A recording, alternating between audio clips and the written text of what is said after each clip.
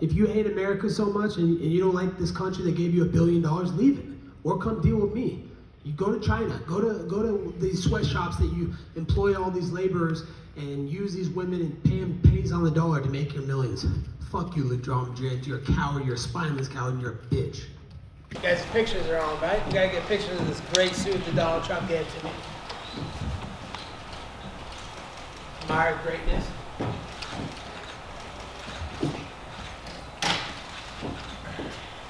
Make America great again. Make it free again.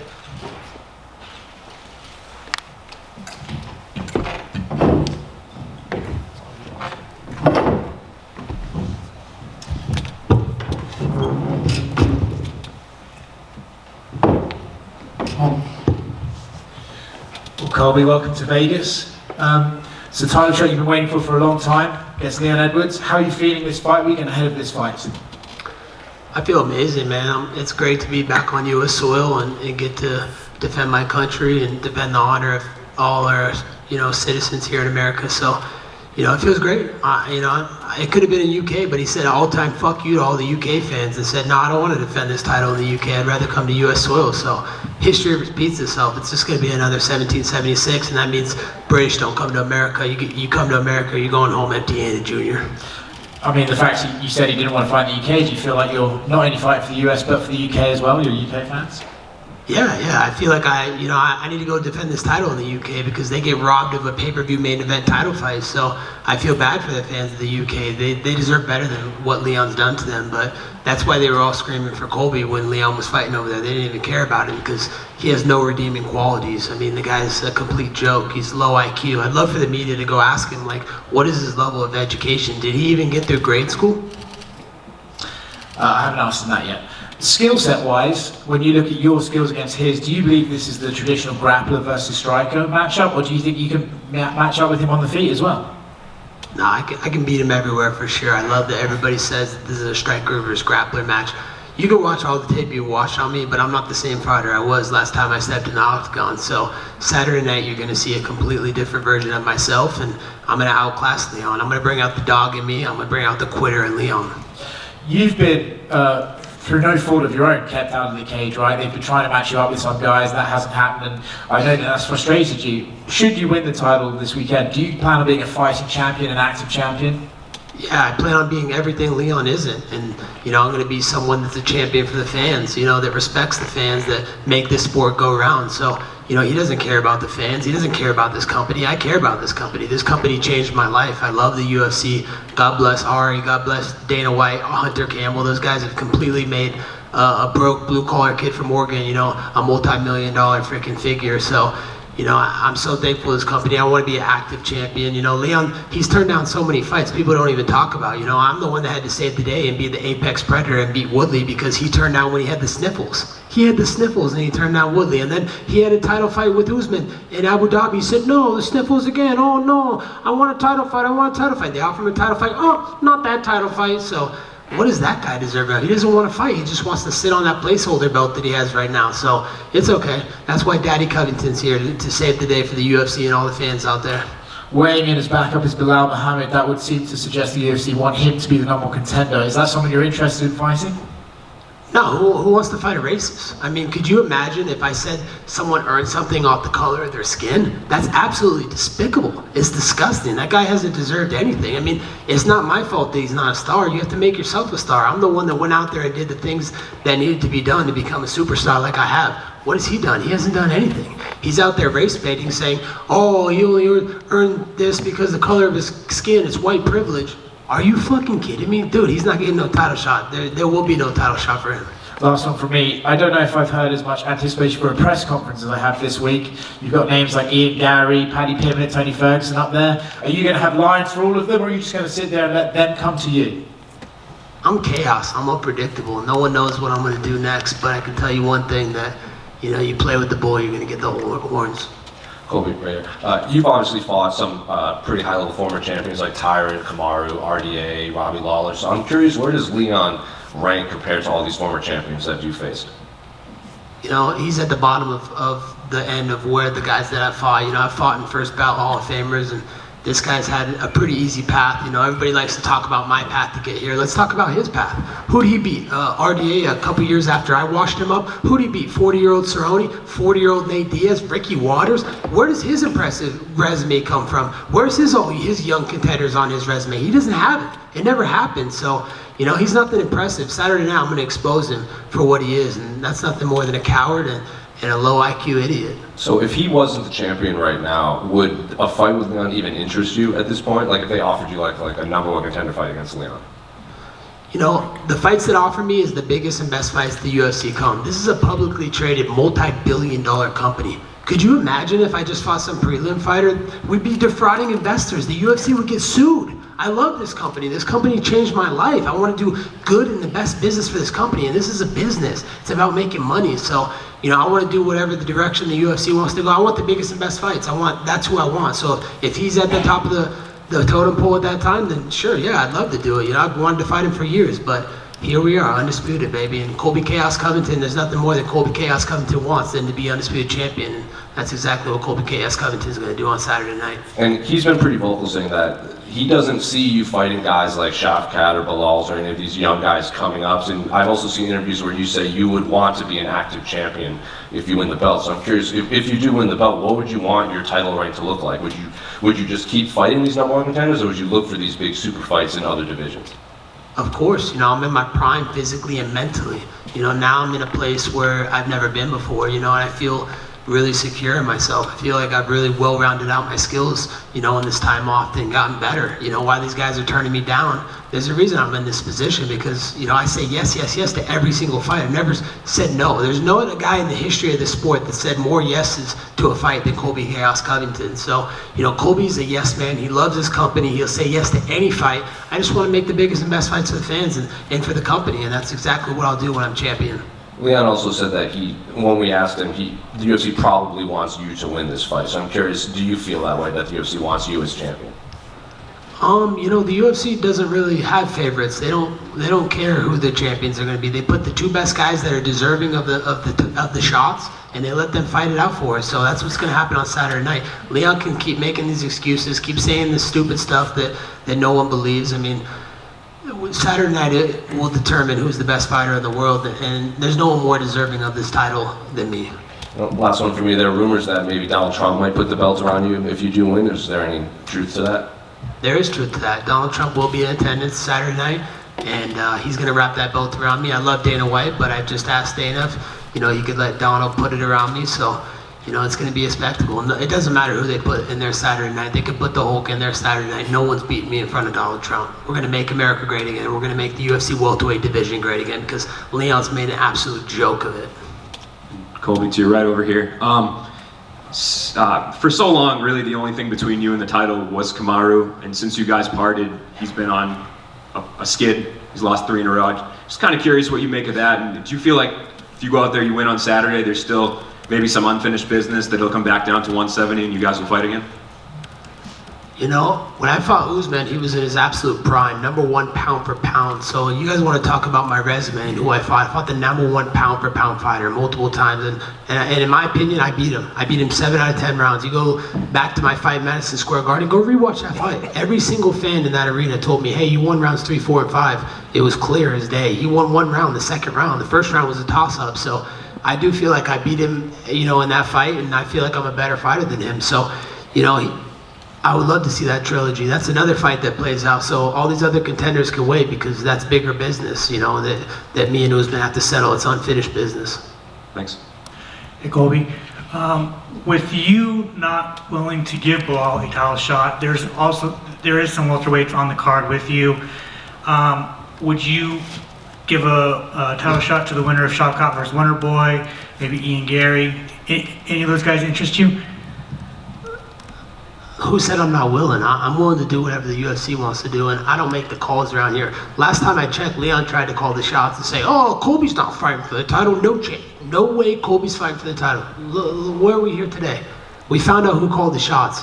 None of us fighters call the shots. It's up to the company. It's up to Hunter Campbell, Dana White, Ari Emanuel.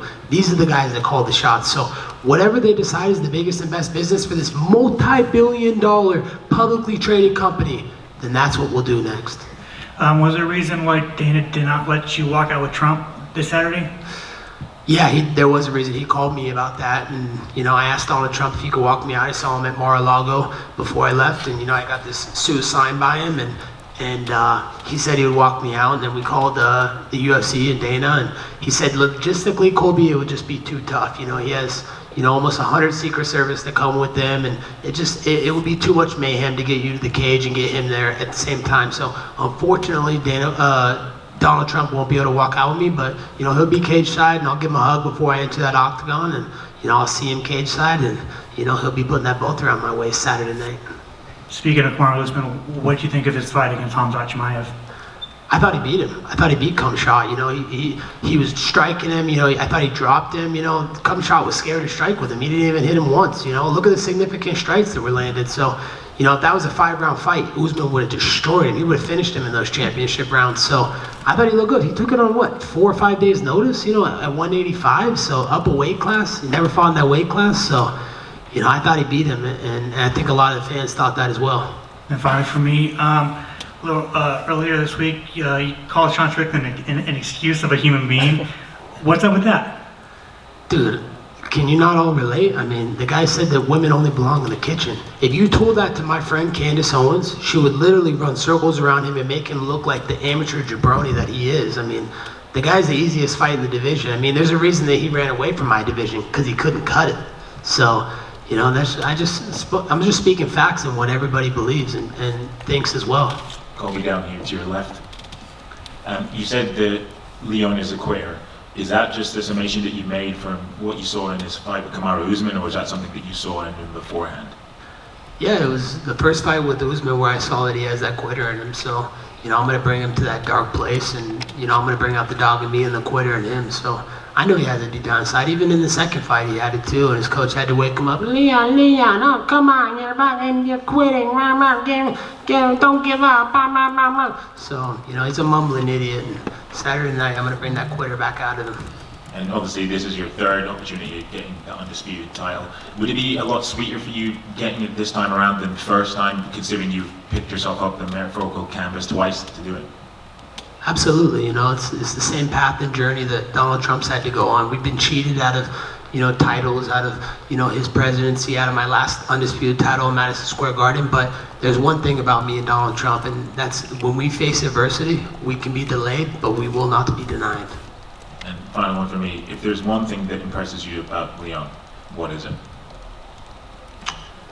The guy has no redeeming qualities. He's not likable. I mean, literally, the guy's made a joke of our division. He wants to sit and not fight anybody. He just wants to sit on the reign forever as the placeholder. So there's literally nothing I can say good about Leon. This fight's personal. He has what I want, and that's the undisputed title. And there's nothing more that Colby Covington wants than that undisputed title. So Colby Covington gets what he wants. Colby, right here. Over here. Just wanted to get your thoughts, right here, brother. Just wanted to get your thoughts on the Nelk boys and your relationship. I know you just signed with Team Happy Dad. We've seen you working out with Kyle in Miami. What's your relationship with those guys like right now? Yeah, I got a great relationship with the Happy Dad team and the Nelk boys. Big shout out to Kyle Forgard. He did a lot of training with me this camp, and that guy has the dog in him. So it was great to train with a guy that has the dog in him. He was able to push me to a level that I didn't think I could be pushed to. So we got some great strength and conditioning training in together, and I feel like that's going to make a difference on Saturday night. Colby right behind him. The UFC recently went to Miami again for the first time in a long time. It looks like they're heading back soon. Now that Miami's back on the travel schedule, is that one of your bucket list items before you call it a career? Absolutely. Everybody knows I'm the king of Miami. I run those streets. I train in the heart of Miami, in Hialeah, Miami. So, no one's more Miami than me. I've been there for 15 years now. So, I love representing the 305. I put them on my back every time I go into fight. Everybody knows I love my South Beach Mamacitas. They're the ones that give me the best cardio for my fights, the bedroom cardio. That's why I'm the cardio king. So yeah, I would love to fight and headline in Miami. I mean, who knows? Maybe I'll come and show up and fight in March. I think that's a good turnaround time. So, hopefully they'll let me headline that March Miami show, or if not, maybe we can come back in the summer or before year's end. I asked Dana earlier in one of the contender conferences about potentially having UFC 305 out in Miami. Is that something you'd like to do? Oh man, that would be so incredible. I love the sound of that. I think that's that's a great storyline, and no better way than Miami's son, Colby Covington. So I'd love to do that. That'd be a dream come true, and it'd bring the best out of me, fighting him in my backyard and getting to sleep in my own bed. It'd be so amazing. I wouldn't turn down a home date like Leon would.